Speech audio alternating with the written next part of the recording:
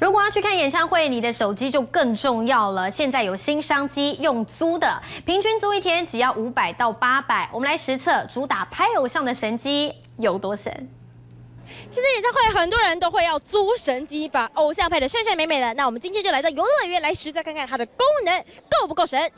首先来一个云霄飞车测手机抗震度，毕竟见偶像难免心情激动。好的，我们来看看我的人会不会比这只手机还要再更抖。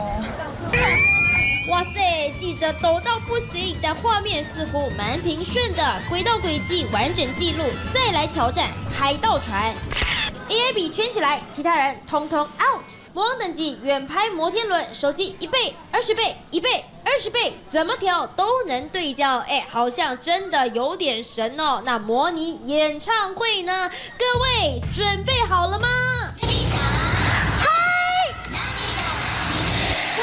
是不是觉得距离好近？其实是远焦镜头啦，周围暗暗的，该亮的地方一样清楚，收音还能跟着追焦。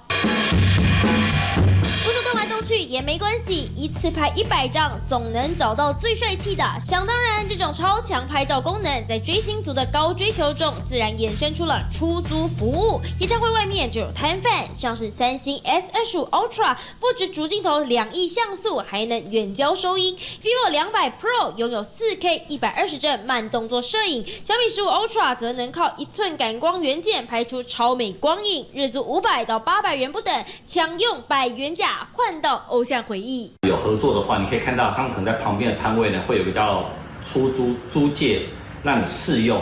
那现在呢，其实外面坊间呢也有人呢在所谓的做这个出租。现在其实很多人呢也因为想去看演唱会，真的呢会去买。手机功能日渐强大，搭上 AI 感测多种镜头变化，成功创造演唱会的外溢商机。东森财经人超平了，真台报道。